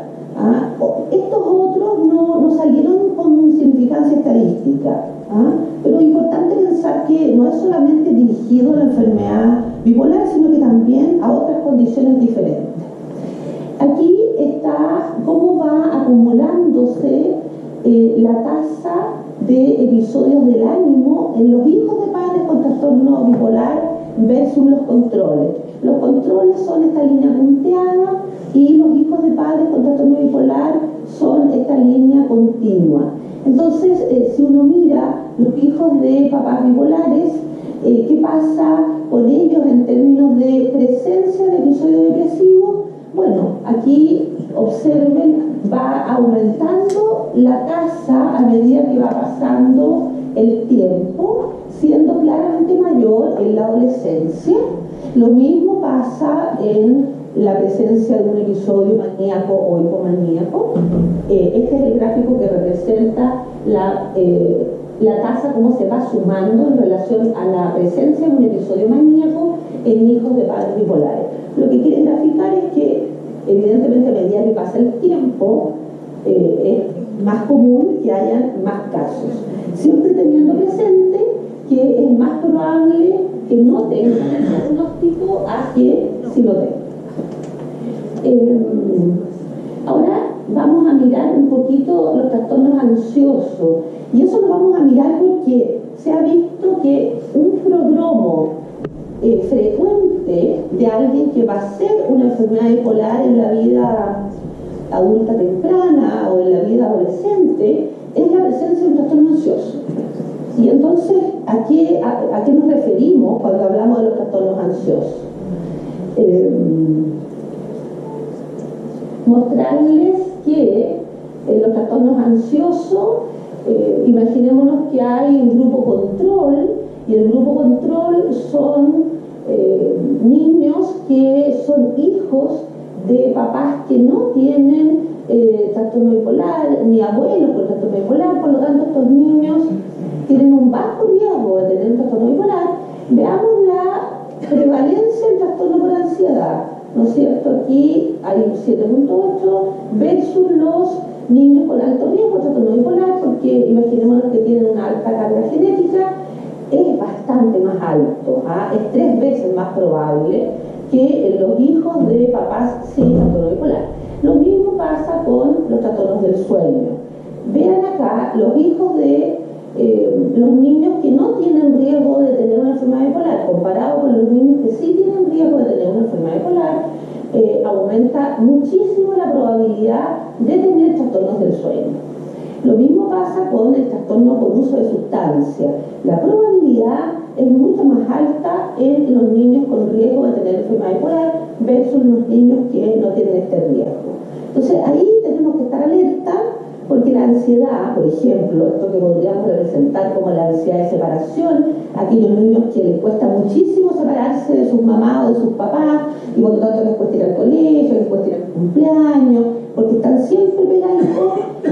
No estamos hablando de que es un niño regalón, aquí estamos hablando de que es un niño que tiene un problema, porque eso significa que va al colegio con dificultades, porque no puede separarse con tranquilidad de las figuras principales de apego, y deja de hacer cosas entretenidas por esta dificultad, como no ir a los cumpleaños donde lo invitan, porque siempre tiene que estar pegadito, ¿no es cierto?, con la figura principal de apego, por ejemplo, con la mamá. Es un poco esto, ¿no es cierto?, este chico que está ahí pasándolo pésimo y está ahí también un poquito atragantada porque hay aquí un nivel de angustia bien alto que puede representarse con esas típicas expresiones, ¿no es cierto?, que apuntan a cuáles son los criterios del diagnóstico del trastorno por ansiedad de separación. Dificultad, el diagnóstico está fundamentalmente basado en la dificultad para separarse de la figura principal de apego en una etapa del desarrollo en que eso no pasa, porque no estamos hablando de un niñito de 2 años donde eso es normal. Estamos hablando de una persona en que está en una etapa del desarrollo en que esto no es esperable. ¿Ah? Entonces, la principal dificultad está en esta separación, en la presencia, ¿no es cierto?, de síntomas físicos, en los temores o preocupaciones con respecto a lo que puede pasar.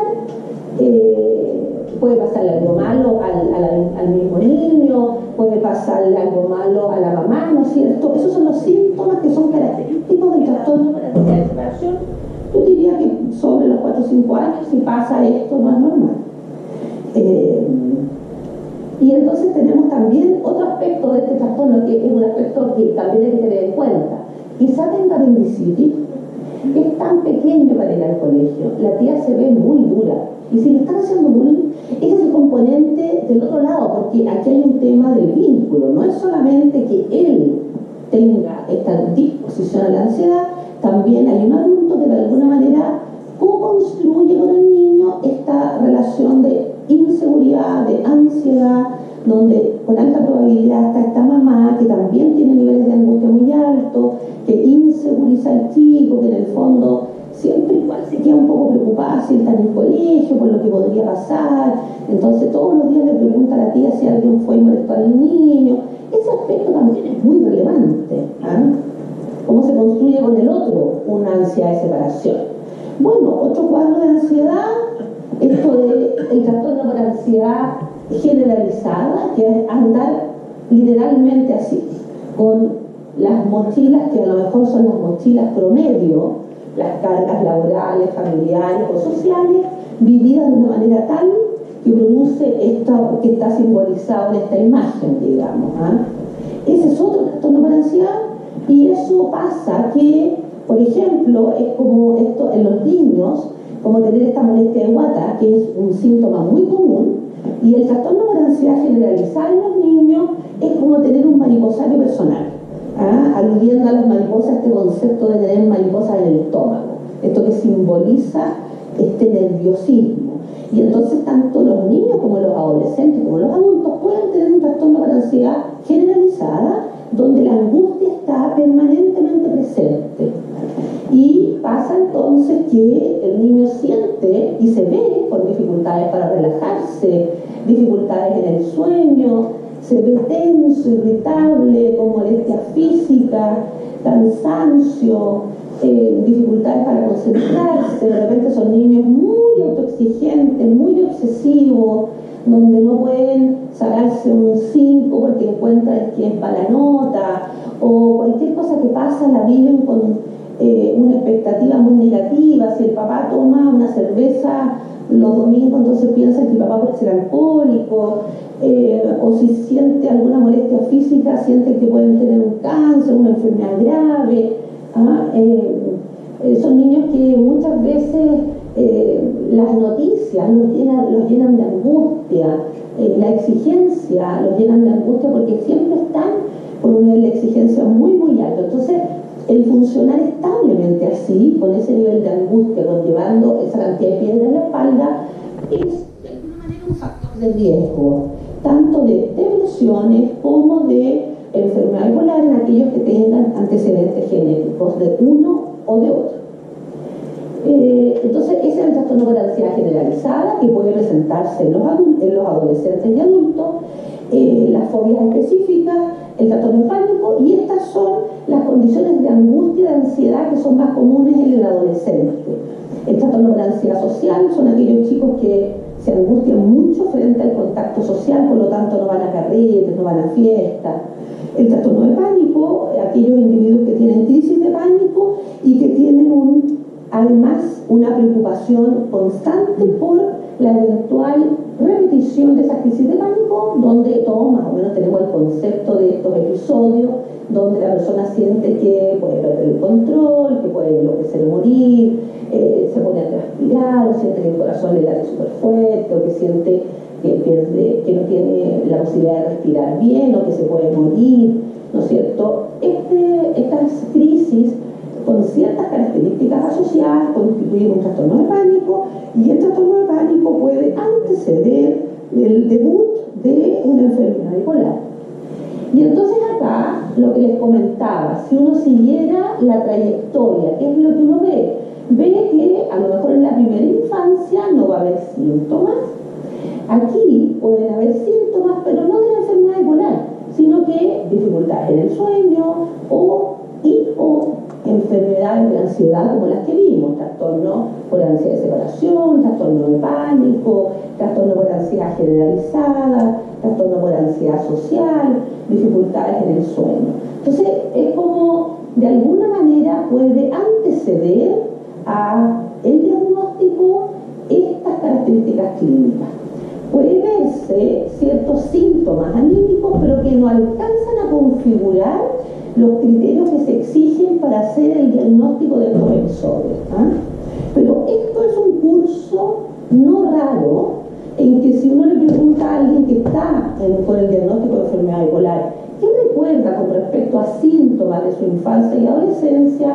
Con bastante frecuencia va a pesquisarse ausencia de síntomas en la primera infancia, síntomas que pueden ser de ansiedad y del sueño, eventualmente déficit atencional, síntomas anímicos que no alcanzan a configurar un episodio, y después la presencia del episodio frágil.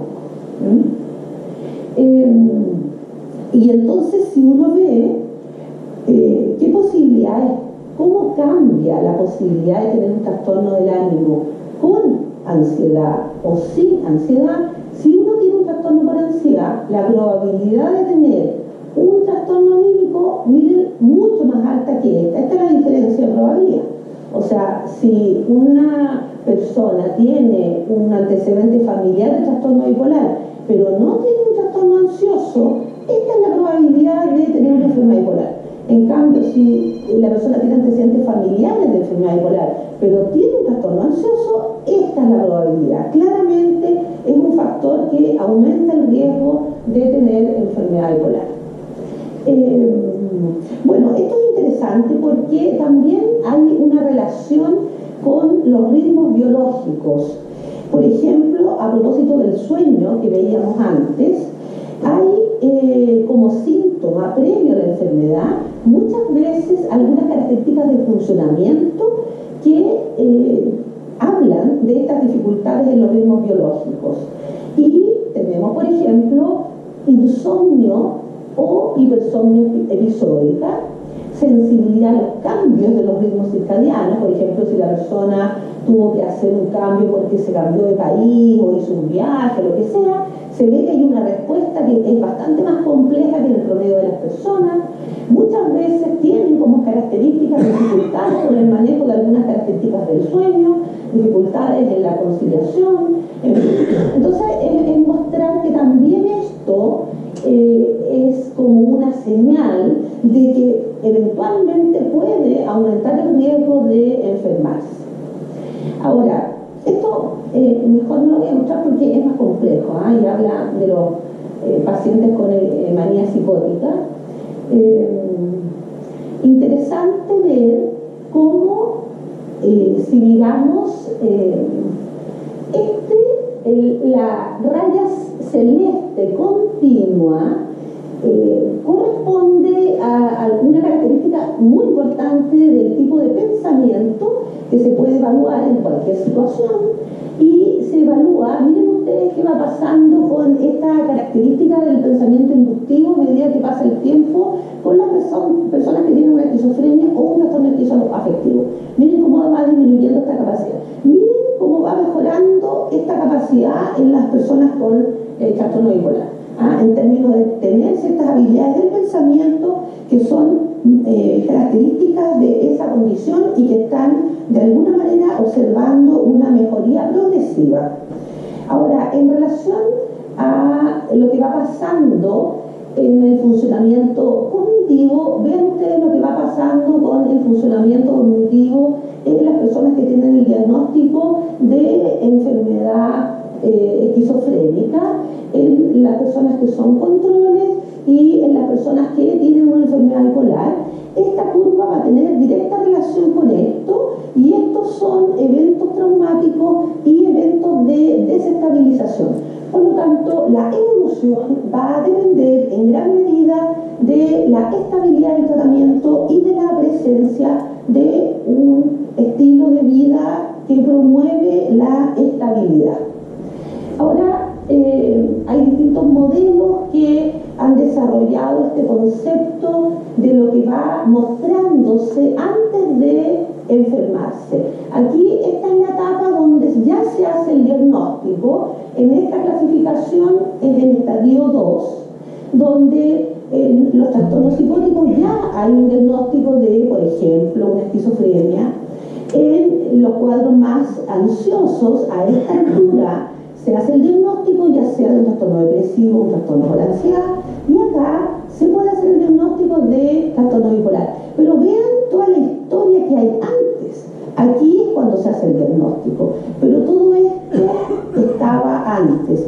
Incluso si uno mira la realidad desde un punto de vista práctico, aquí faltaría otra cosa que tiene que ver con el retraso diagnóstico, porque a veces las personas están con un trastorno diagnosticable, o sea, tienen todos los síntomas y consultan, pero no se hace el diagnóstico. Por lo tanto, incluso esto que está antes del diagnóstico puede ser realmente muchísimo más prolongado. Aquí hay síntomas que son de un nivel en que ya se requiere, o un porcentaje de mamás o de papás buscaría ayuda. Aquí hay síndromes atenuados, que es como lo que contábamos antes. Previo a hacer el diagnóstico puede verse episodios anímicos, pero que están atenuados y que de alguna forma todavía no son lo suficientemente completos como para decir que cumplen los criterios diagnósticos de la clasificación. Entonces, bueno, le hemos estado dando vueltas a los temas que anteceden el diagnóstico de la enfermedad bipolar, ¿no es cierto? Y pensando en que podría tener harto sentido hacer intervenciones que disminuyeran la probabilidad de ir caminando hacia el desarrollo de la enfermedad. Y entonces, ¿qué cosas podríamos hacer?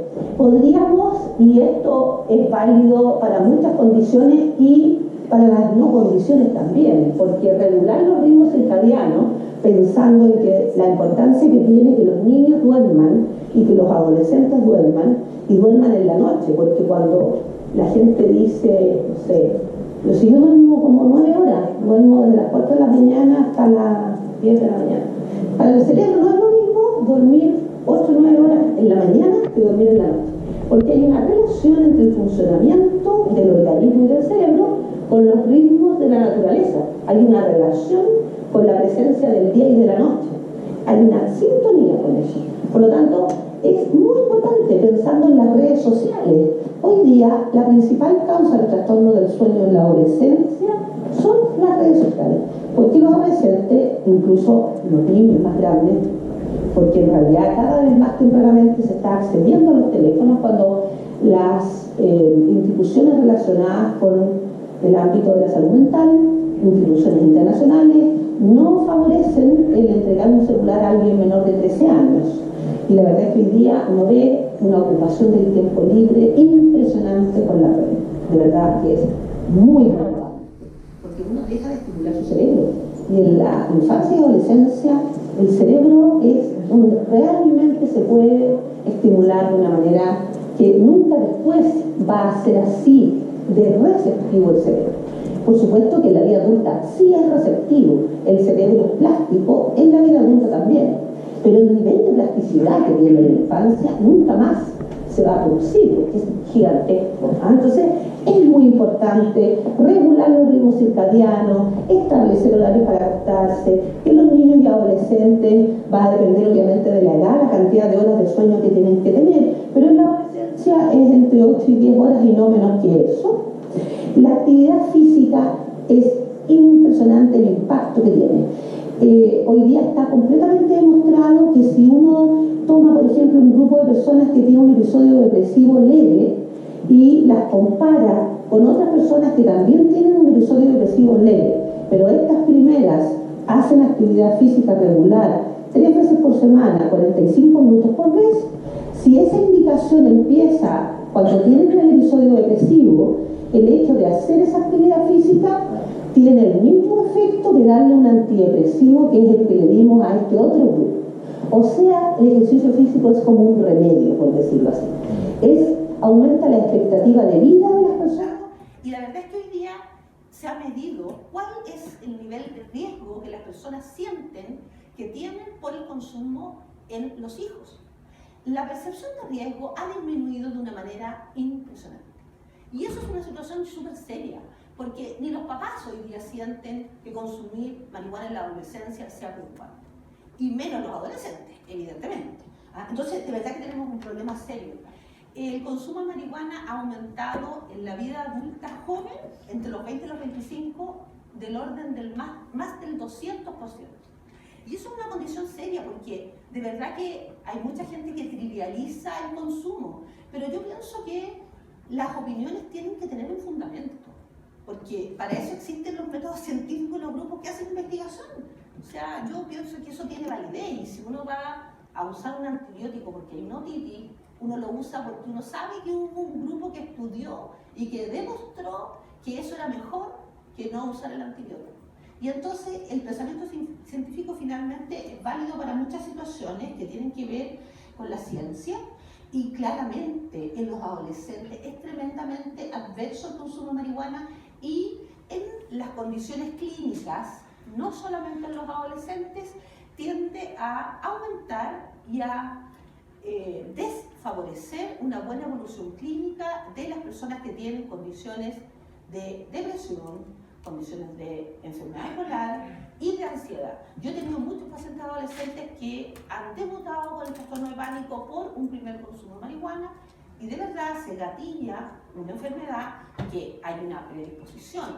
No a toda la gente le pasa lo mismo con un consumo. Evidentemente hay personas que pueden hacer una psicosis, psicotizarse con un consumo de marihuana. Hay otras personas que pueden tener una crisis de pánico. Hay otras personas que inician ese consumo, lo mantienen, lo exacerban y después hacen un policonsumo. Esas respuestas y evoluciones van a ser variadas dependiendo de muchos factores. Los antecedentes genéticos tienen algún peso, porque cuando hay antecedentes de adicciones también hay una genética que aumenta el riesgo de la adicción. Bueno, hay ciertos fármacos, ¿no es cierto?, que pueden perjudicar la evolución de las enfermedades bipolares cuando son usados en un contexto sin estabilizadores del ánimo, porque usar antidepresivos o estimulantes en enfermedad bipolar con estabilidad anímica y con uso de estabilizadores, la verdad es que si es cuidadoso no es un problema, pero usarlos sin el diagnóstico ni el uso de estabilizadores puede precipitar la enfermedad bipolar en niños y adolescentes. Y eventualmente algunas intervenciones de psicoterapia podrían, eso no está completamente demostrado, podrían disminuir la probabilidad de desarrollar la enfermedad cuando existen antecedentes clínicos importantes. Entonces, bueno, algunas de las condiciones que pueden desencadenar el consumo de marihuana, cuadros psicóticos, pensamiento suicida, depresión, tolerancia y dependencia, consumos crónicos, infecciones respiratorias, dificultades de memoria, alucinaciones, ataques de pánico, ataques ansiosos.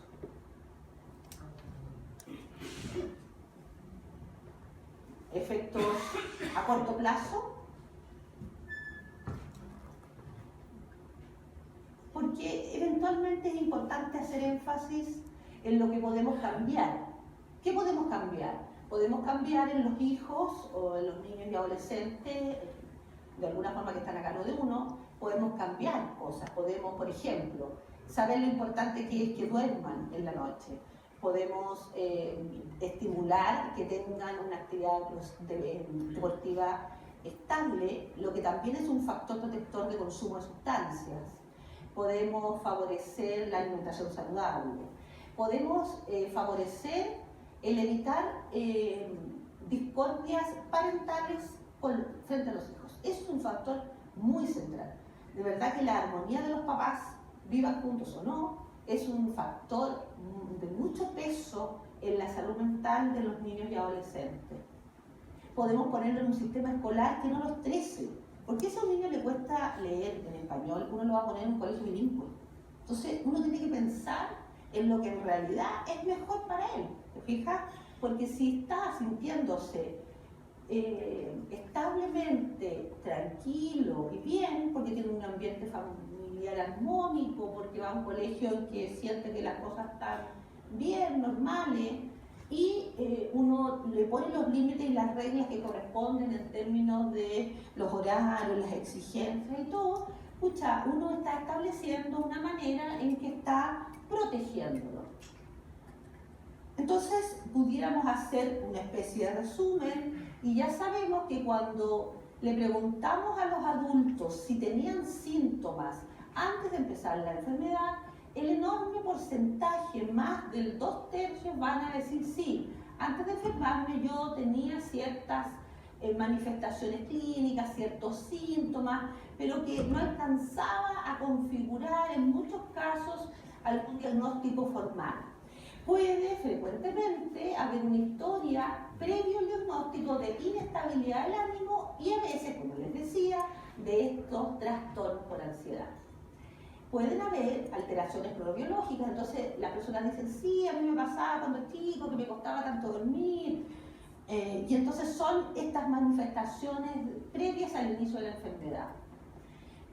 Vimos cómo cambiaba el desarrollo cognitivo de una manera completamente diferente a otras condiciones como el diagnóstico de trastorno esquizoafectivo o esquizofrenia, y cómo es importante identificar acciones preventivas, ¿no es cierto?, como esto que hablamos de generar un clima ojalá libre de eventos traumáticos serios, donde haya ojalá estabilidad, donde haya ojalá bienestar y donde haya características de funcionamiento que promuevan la salud mental, ¿no es cierto?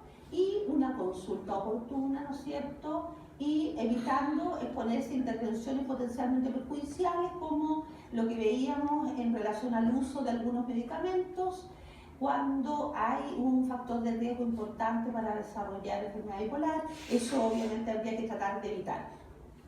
Esto es muy bonito porque este es un mirlo que está en un ambiente frío y eso es, miren lo precioso. Ahí está el mirlo.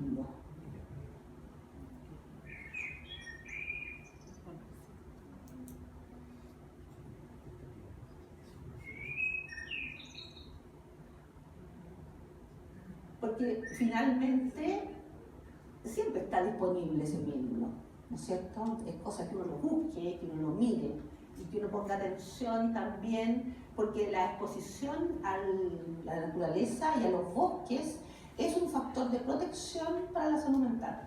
Entonces, hacer deporte, comer sano, ir a los bosques, todos factores que contribuyen notablemente a la salud mental de todos los niños, adolescentes y adultos. Eso les quería comentar en relación a los prodromos de la enfermedad bipolar en niños y adolescentes.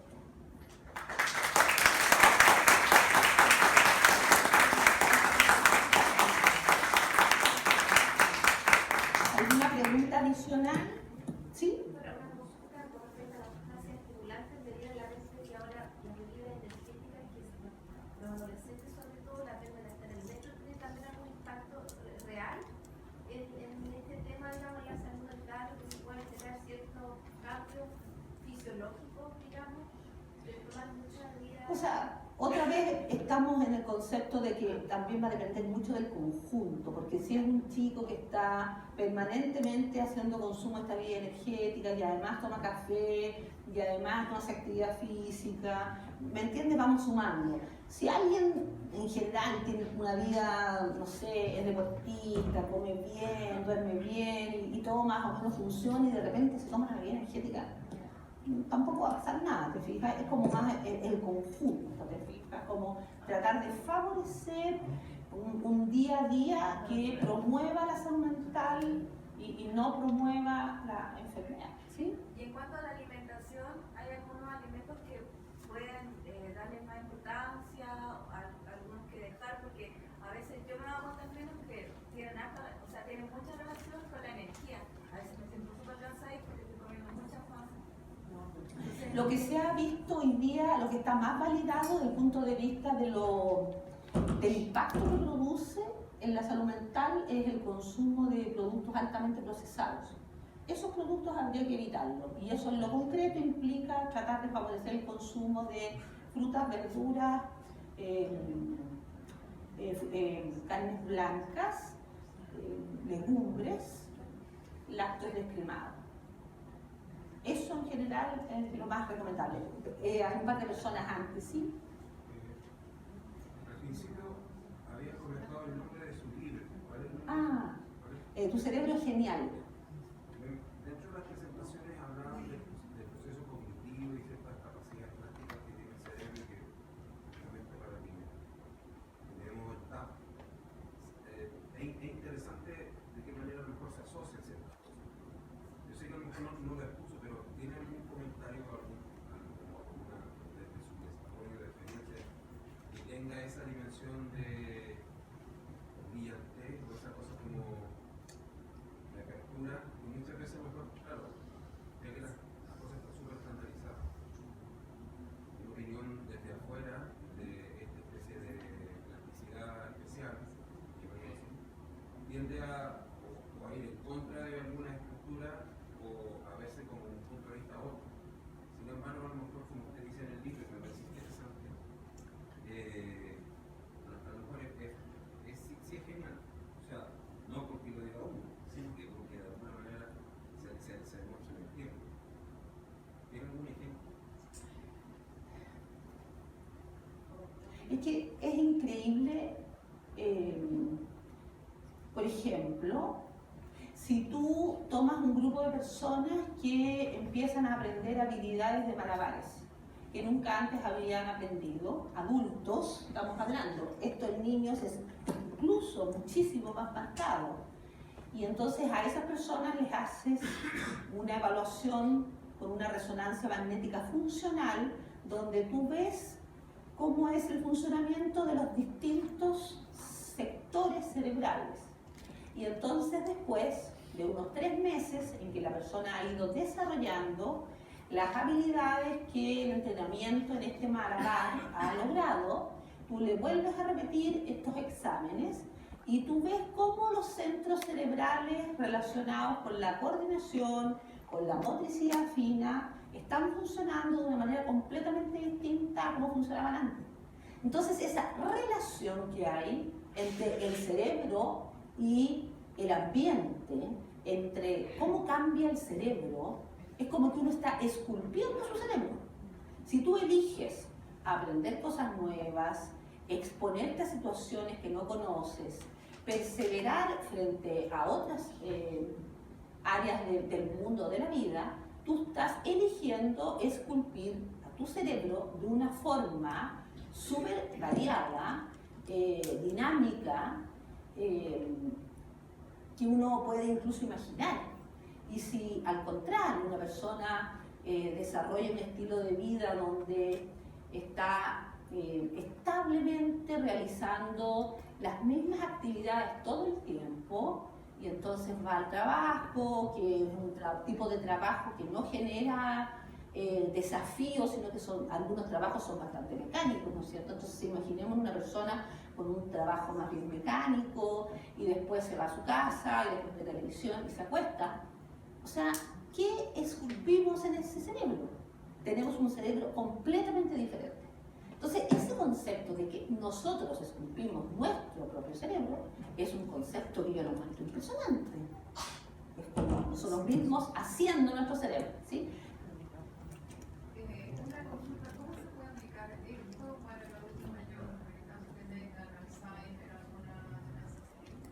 Bueno, cuando ya está con el diagnóstico es más complejo, obviamente, aunque han salido algunas opciones farmacológicas ahora último que han abierto alguna esperanza. Incluso en Chile ahora se está dando un poco de litio, una dosis baja, a adultos mayores con Alzheimer, porque el litio es como una especie de abono cerebral. Es como que estimula, así como si uno pone un abono en las semillas, lo favorece. Bueno, el litio favorece el cerebro. Y entonces, hoy día han salido distintas evidencias de que alguna dosis de litio pudiera en las personas con Alzheimer cambiar la evolución y evitar una acentuación tan rápida del curso de esa enfermedad. Ahora, si uno mira los factores protectores de la enfermedad de Alzheimer y uno piensa qué se puede hacer para disminuir la probabilidad de tener Alzheimer, hay factores claramente asociados a disminuir el riesgo. El dormir en la noche, la cantidad de horas que corresponde, es un factor que disminuye la probabilidad de tener Alzheimer. La alimentación saludable disminuye la probabilidad, sobre todo si no se consumen productos altamente procesados. El hacer actividad física disminuye la probabilidad. El tener desafíos intelectuales estables y periódicos disminuye la probabilidad. Todas esas cosas disminuyen la probabilidad. Los eventos estresantes también disminuyen la probabilidad. El tener menos eventos estresantes. ¿Se fijan? Entonces, eso es como interesante mirar que al final es un conjunto. Esta diferenciación de lo psicológico y de lo biológico, eso no existe. Finalmente es un conjunto donde el cerebro y todo el resto del organismo se va a ver beneficiado de algo que tiene mucho sentido, como es que lo que entra a tu cuerpo sea más bien algo que sea saludable, ¿no es cierto? Que no sea tóxico. Es lo mismo si tú haces dormir a tu cerebro. El cerebro, hay que acordarse, en la noche trabaja, el cerebro no descansa, trabaja en otras cosas. Y eso es muy relevante también, ¿no? Entonces, el concepto central es que está definida la relevancia que tiene el estilo de vida en la evolución de las personas, tanto desde el punto de vista de la salud física como de la salud mental. ¿Sí? En relación al mindfulness, que es nuevo, hay estudios que se están iniciando, sobre todo en los niños y adolescentes, que es cómo empezó la exposición como factor protector, como factor ayudante. Sí. No está, yo te diría, todavía demostrado, no porque se haya estudiado y no se haya visto que es efectivo, sino que porque todavía no se ha estudiado con la exigencia que requiere el método científico básicamente, pero en adultos sí. Y en ese sentido es otro factor de riesgo que sumamos a todo lo anterior en relación a tratar de que en el día a día existan niveles de ansiedad muchísimo más bajos en el funcionamiento. Y las personas que han desarrollado esta técnica, que no es sencilla, en términos de que la cultura actual no favorece este estilo, pero las personas que han sido bien sistemáticas y persistentes en el aprendizaje de esta técnica, lo viven, y las investigaciones han mostrado cómo esa técnica, cuando ya está incorporada en el funcionamiento, hace posible una percepción de un nivel de ansiedad bastante más bajo. Y eso es aplicable a otras técnicas. Por ejemplo, se han estudiado los monjes que están en el Tíbet y que desarrollan una capacidad increíble de meditación.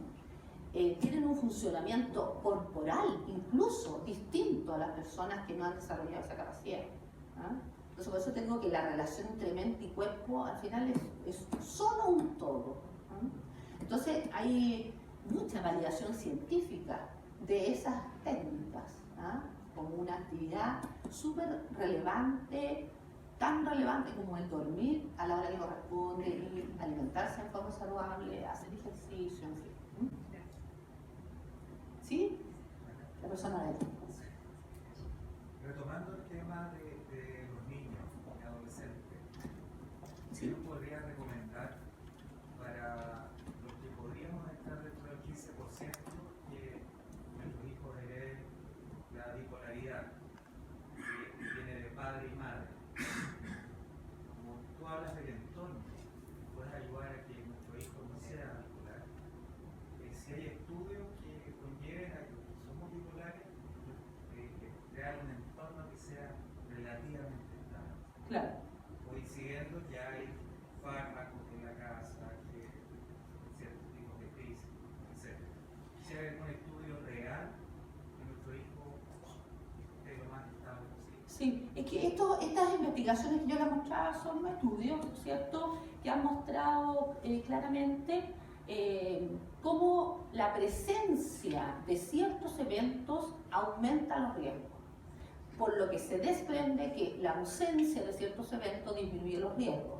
Y en ese sentido, el que los papás estén súper alertas con respecto a su propia condición de salud, en términos de cuidar y preocuparse mucho de la propia estabilidad emocional, yo diría que es uno de los factores que más va a impactar la salud mental del hijo. ¿Ah? La propia preocupación en la salud mental, porque uno muchas veces ve que las mamás o los papás dicen, no, es que yo no puedo ir a tantas partes, entonces yo lo llevo a él porque me interesa que él esté bien, yo más adelante veré.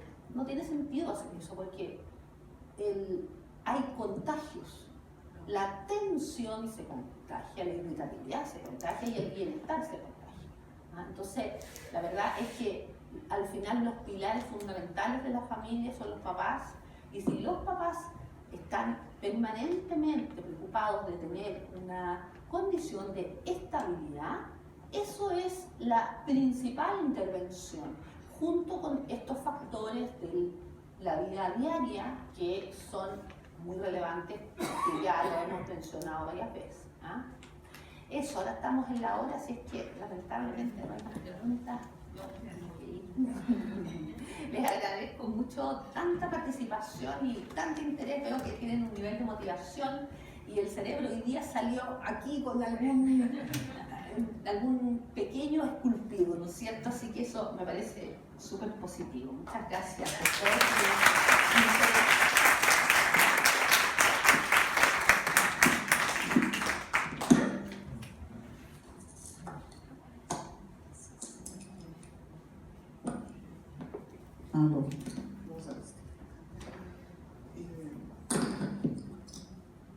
Bueno, muchas gracias a la doctora Esperanza. Quería terminar entonces haciendo algunos punteos. Por ejemplo, tú habló del ejercicio. El psiquiatra de mi hijo dice que frente a una depresión, aumentar los ejercicios.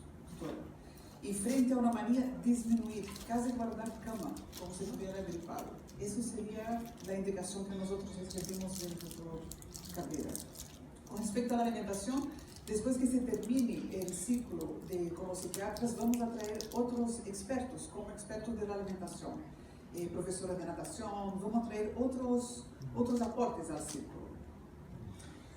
Para los pacientes presentes, yo creo que ustedes tienen que hacer la pega, y la pega de ustedes es cuidar el sueño, hacer el ejercicio, cuidar los fármacos que les indiquen, confiar en sus médicos, buscar los médicos que les convenzan, que es importante que uno esté convencido de la persona que nos está tratando. Mi hijo pasó por 5 antes de quedar con uno. Si uno no confía en el médico, no funciona, ¿no? Y el registro del ánimo, que no hablamos hoy, pero es súper importante registrar el ánimo. En la página de Società está un esquema para poder registrar el ánimo, y los más jóvenes también saben usar aplicaciones de celulares para registrar el ánimo, ¿no? Eso es muy importante. Esa sería la pega de los pacientes. La pega de los familiares, que es muy importante. Yo encuentro extraordinario que podamos contagiar el bienestar. Y para contagiar el bienestar tenemos que ser consistentes. Yo he hecho un trabajo enorme y sigo haciendo todos los días para tener una cierta coherencia de mi pensamiento, mi palabra y mi acción. no me ha sido fácil. Mi hijo no es bipolar por nada, yo soy su contexto. Yo fui una mamá muy insegura, muy inestable, muy contradictoria, muy poco consistente. Y me ha costado muchísimo entender que yo enfermaba a mi hijo. No es que uno se mejora porque sabe, pero cuando uno sabe, uno puede mejorarse todos los días. Y esa es la pega de nosotros los familiares. Mi hijo tiene el trastorno, pero estamos todos enfermos. Es obvio. Y no podemos olvidar eso, no podemos obviar eso. Y un flaco favor que hacemos también es cuando alguien dice que está con depresión, banalizar esa depresión, banalizar el trastorno. No banalicemos las debilidades mentales. Estamos todos sujetos a eso. Y esa es la pega de los familiares. No banalizar, estar consciente de lo que uno dice. ¿Estamos siendo coherentes? Esa es una pregunta que hay que hacerse todos los días. Porque uno también contagia coherencia, uno contagia bienestar o al revés. Lo otro que debemos hacer los familiares es informarnos. El círculo está para eso, para psicoeducar y para informar. La información es muy importante para que uno pueda avanzar. Y por último, si estamos haciendo la pega como familia, si estamos bien informados, si estamos trabajando todos los días y si estamos trayendo amigos que no tienen trastorno, pero familiares y amigos que vengan. No, aquí ese no es un espacio para enfermos, ese es un espacio para personas humanas que tenemos variaciones anímicas. Traigan Santiago para el círculo, tenemos que bien informar, porque como sociedad, el inconsciente colectivo, si se informa y si las enfermedades mentales están concientizadas como enfermedades del afecto, de nuestro tipo de relación, qué tipo de relación estamos estableciendo como sociedad, entonces traigan cuanto más gente acá dentro del círculo, más probabilidad de sanar la sociedad tenemos. Y las enfermedades mentales son el gran problema del tercer milenio. Es para allá que van nuestros hijos y nuestros nietos y nuestros bisnietos. Entonces seamos conscientes y eso. Muchas gracias por la presencia de ustedes. Espero que seamos cada vez más.